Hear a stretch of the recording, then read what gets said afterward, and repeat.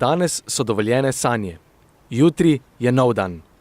To so bile besede prvega slovenskega predsednika Milana Kučana ob razglasitvi samostojnosti in neodvisnosti Slovenije junija 1991.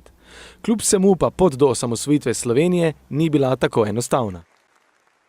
Ja, moram reči, da smo zelo veliko energije takrat vlagali v to, da bi poskušali po mirni poti rešiti jugoslovansko krizo, ki se je z pohodom Miloševića na oblast in potem tudi na to, da je likvidiral vodstva v različnih republikah in pokrajinah, da smo zelo veliko vložili naporov v to, pri čemer pa nažalost nismo bili uspešni. Jaz sem še posebej se trudil na področju federalizma, da bi našli neko formulo za razrešitev te krize v teh spopadih med Miloševićevo idejo o moderni federaciji, ki bi pomenila seveda centralizacijo, in pa nasprotnimi idejami o konfederaciji. In sicer ta asimetrična federacija je bila neka formula, ki se je zdela realistična, ampak so zelo hitro zavrnili tako z ene kot z druge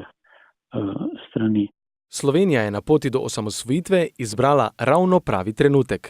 Mislim, da je izhod bil za Slovenijo zelo dober, ker se je pravočasno odločila za osamosvojitev, preden je prišlo do razpada Sovjetske zveze in do drugih zaostritev v Jugoslaviji in je dobila mednarodno podporo v večji meri kot pa poznejši podobni poskusi v drugih delih sveta. Vemo namreč, da se za države južno od nas zadeva ni končala tako miroljubno, kot bi si želeli. Ključno za ugoden končni razplet v smeri samostojnosti pa je, da smo bili pripravljeni tudi na najhujše, na napad na Slovenijo in jo tudi ubranili. Zunanje okoliščine po padcu Berlinskega zidu so bile naklonjene, vendar to ni bilo dovolj. Potrebno je bila vizija, volja in pogum za izvedbo. To pot ni šlo več samo za sanje in izjave, ampak za demokratično izraženo voljo, vključno z demokratično vlado, ki je prevzela operativno breme osamosvajanja.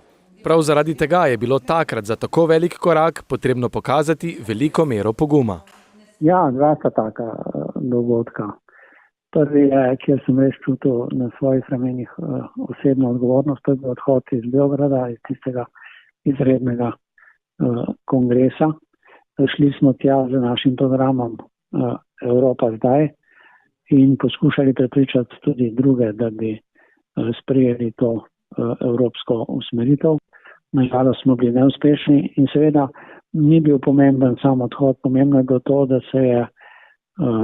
da je bil ta odhod utemeljen na enotnem mnenju celotne delegacije, ki je enotno zapustila kongres in takrat ni bilo enostavno, da tako rečem, presegati razlike znotraj delegacije. Poleg poguma pa nas je takrat spremljala tudi sreča. Saj veste, sreča spremlja hrabre.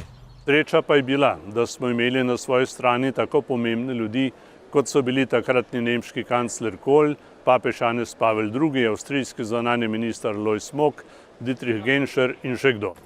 Kljub takratni enotnosti in zadovoljstvu ob osamosvojitvi pa prvi predsednik slovenske vlade, ki je danes evropski poslanec, s trenutnim stanjem doma ni preveč zadovoljen. Kljub trenutni gospodarski rasti sem nad stanjem v državi zaskrbljen. Na področju pravne države Slovenija ne uresničuje vseh zadev, ki jih je podpisala s pristopom. Selektiven pristop v sodstvu je očiten. Tudi nismo v celoti uveljavili načel socialno-tržnega gospodarstva, ker je še vedno močno na delu koncept Kardeljeve dogovorne ekonomije. Kljub propadu Jugoslavije našo politiko v nekaterih bistvenih elementih obvladujejo stari koncepti in finančno-gospodarsko-medijski lobi. To je tudi eden od razlogov, da zapuščajo Slovenijo številni mladi ljudje in podjetniki.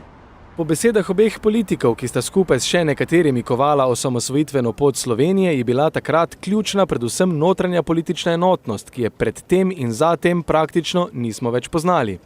Zanimivo, če se zavedamo, da bi nas naj zgodovina učila. Bomo torej končno le spoznali, da je le enotnost ključ do skupne blaginje?